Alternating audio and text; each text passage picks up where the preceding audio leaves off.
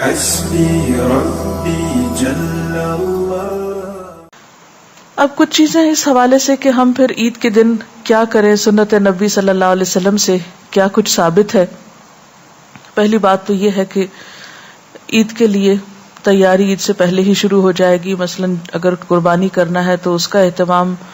پھر اسی طرح اگر قربانی نہیں بھی کر سکتے تو اس ریچول میں شرکت کے بال وغیرہ نہ کاٹے جائیں، نہ تراشے جائیں، نہ ناخن تراشے جائیں، جب ذوالحج کا چاند نظر آ جائے.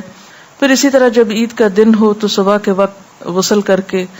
اچھا لباس پہننا، نئے کپڑے ہوں تو نئے پہنے جائیں، اگر نئے کسی کے پاس نہیں ہیں تو بھی دھلے ہوئے کپڑے پہننا جو ہے وہ ضروری ہے. اسی طرح اس موقع پر خوشبو لگانا اور پھر اہتمام کے ساتھ عید پڑھنے کے لیے جانا یہ بھی ضروری ہے. عید کے دن عام طور پر جو کھانا کھاتے اس کے علاوہ اسپیشل کھانا تیار کرنا یا خود کھانا اور دوسروں کو کھلانا جو ہے یہ بھی ایک مسنون عمل ہے، لیکن اس میں تھوڑا سا فرق ہے. آپ صلی اللہ علیہ وسلم جب عید الفطر کے دن عید پڑھنے کے لیے جاتے تو کوئی میٹھی چیز کھا کر جاتے، مثلا کھجور، اور اگر کھجوریں کھاتے تو طاق عدد میں، مثلا 1 یا 3 یا 5. اور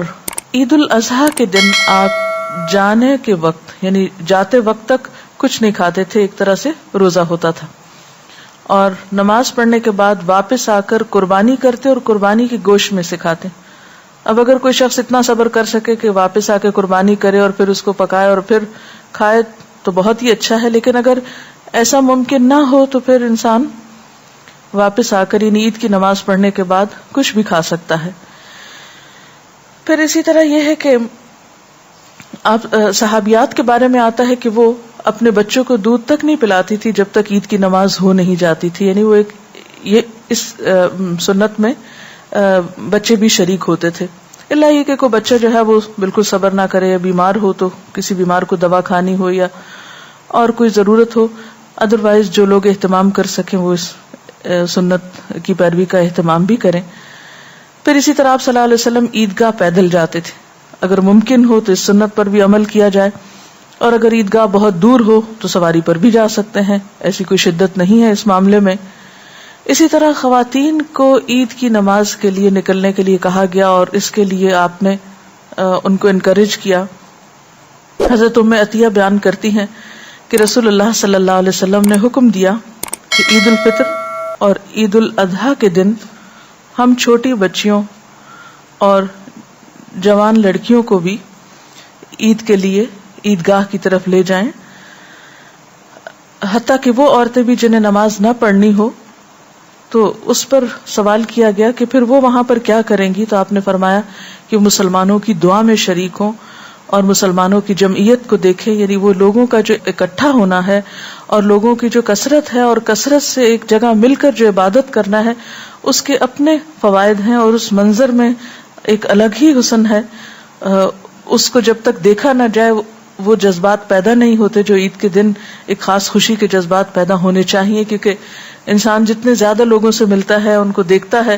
اس کی کیفیت بدلتی ہے. اور تنہائی میں الگ گھر بیٹھا رہے، پڑا سویا رہے سستی کے مارے، تو اس سے وہ عید کی خوشی جو ہے وہ محسوس نہیں ہو سکتی. پھر اسی طرح حضرت عبداللہ بن عباس سے روایت ہے کہ رسول اللہ صلی اللہ علیہ وسلم عید کے دن اپنی ازواج مطہرات اور بیٹیوں کو عیدگاہ لے جاتے تھے، یہ ابن ماجہ کی روایت ہے. پھر اسی طرح عید کے دن تکبیریں پڑھنا، عیدگاہ جاتے وقت اور واپس آتے وقت